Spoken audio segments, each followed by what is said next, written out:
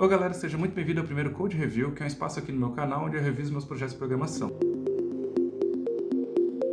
que eu quero falar hoje é sobre o processo de compilação e linkagem dos projetos C++, mais especificamente a linkagem estática de bibliotecas externas.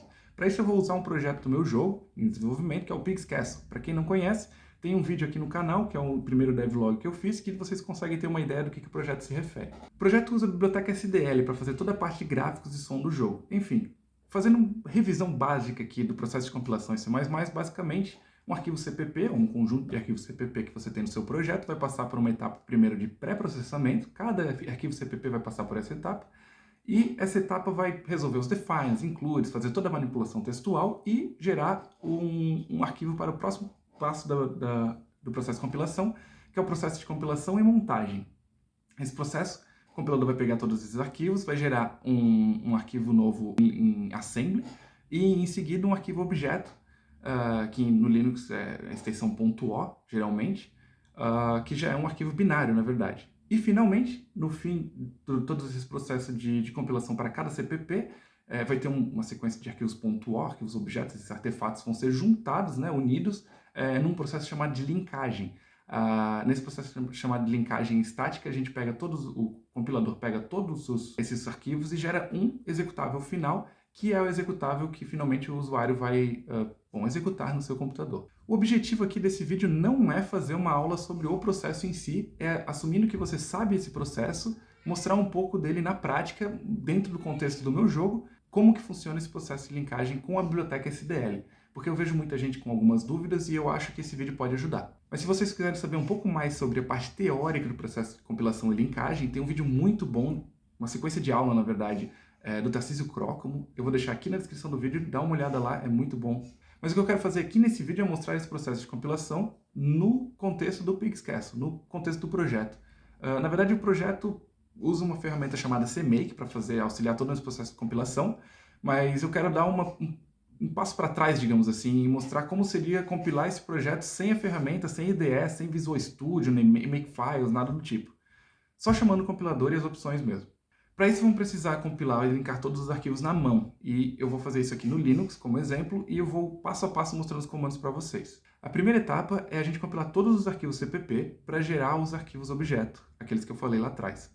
O comando completo fica g++, estrela.cpp, ou seja, todos os arquivos CPP dentro desta pasta serão considerados, estrela/estrela.cpp, ou seja, todos os arquivos CPP dentro das pastas também serão considerados, menos std C++20, que é o padrão C++ que eu estou usando nesse projeto, menos i ponto para considerar a pasta local na hora de incluir os arquivos. Se a gente roda isso, vai dar uma série de erros de compilação, porque o compilador não encontrou onde está o arquivo sdl.h, que é a nossa dependência única nesse projeto. Bom, eu sei aonde está o meu SDL2.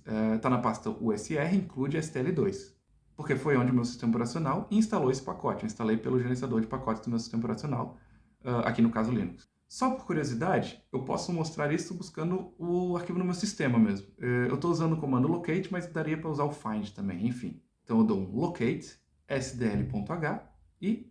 Bom, eu quero usar a STL desse caminho aqui que ele encontrou. Então, para fazer isso, eu vou voltar no meu comandinho aqui de compilação, g++, estrela.cpp, blá blá blá, e no final eu vou adicionar "-i" e a pasta da STL2.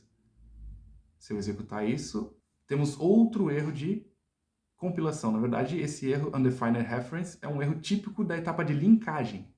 Lembra quando a gente conversou sobre linkagem lá no começo do vídeo? Então, significa que o compilador conseguiu compilar todos os meus arquivos CPP, mas na hora de juntar esses arquivos nessa etapa de linkagem para gerar o executável final, ele não encontrou as bibliotecas referentes à SDL, que contém as referências para ele adicionar nesse meu projeto. Então ele não encontrou essas referências, então undefined reference. Isso porque as referências ficam em outro lugar, não nos arquivos de header. Basicamente, a gente precisa dizer para o compilador onde estão os arquivos que possuem essas referências, ou seja, precisamos pedir para o compilador considerar as bibliotecas da STL na hora de linkar o resto do projeto. Eu estou falando aqui sobre a SDL em específico porque é a minha dependência nesse projeto. Mas se você tem um outro projeto com, não sei, o Qt, alguma outra biblioteca, o processo é muito semelhante se você estiver fazendo linkagem estática.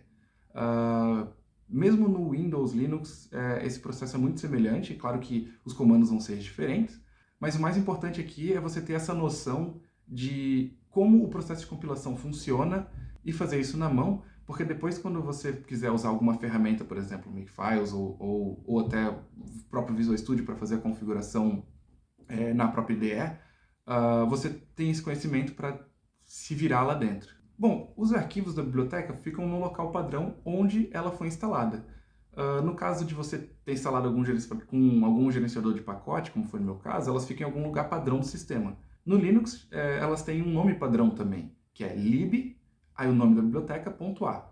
Por exemplo, libsdl2.a. Então, se eu procuro no meu computador, eu devo encontrar em algum lugar esse arquivo. Então, se a gente der aqui um locate, libsdl2.a, enter, ó. E aqui tem um arquivo na usrlib x8664 Linux, sdl2.a. O compilador busca essas bibliotecas em alguns locais pré-configurados, e essa pasta aqui é uma delas. Então, completando o nosso comando, para pedir para o compilador levar em consideração a biblioteca SDL2, fica g++, estrela.cpp, todo o resto que a gente já tinha conversado, e aqui no final adicionei -l, SDL2, -l, SDL2_image, SDL2_mixer e SDL2_ttf. -l é a opção no G++ que fala para o compilador: ei compilador, na hora de linkar esse programa, leve em consideração também essa biblioteca X. Aqui no caso X é SDL2, SDL2_image, SDL2_mixer e SDL2_ttf. Ou seja, são 4 bibliotecas estáticas para levar em consideração na hora de linkar. O compilador gerou um arquivo executável aqui chamado a.out, porque eu não dei nenhum nome específico. Eu poderia ter dado um nome específico, eu não dei. Esse é o jogo compilado, já dá para executar o jogo com isso. Eu só preciso copiar os assets, né, que são as imagens, sons, mapinha, as coisas, as dependências em tempo de execução, aqui para essa pasta, e eu consigo rodar o jogo. Mas claro que ninguém compila projetos dessa forma, né, tão rudimentar assim. Imagina ter que decorar toda essa linha enorme, toda vez que eu quero compilar, mudar alguma coisa, adicionar uma dependência, ia ser horrível, né? E não só isso, essa linha de comando só funciona no Linux, então não funcionaria, por exemplo, se você quiser compilar esse mesmo projeto no Windows, teria que ser outra linha de comando, ou no macOS, por exemplo. E o que eu quero dizer é que existem formas melhores de lidar com o processo de compilação e linkagem em projetos C++. Uma das formas auxiliares é usando o CMake, que é um programa que nos ajuda a criar e configurar os arquivos para facilitar o processo de compilação. E o melhor, você pode usar o mesmo projeto em Windows, Linux, macOS, e você se você configurar o CMake de forma coerente para isso.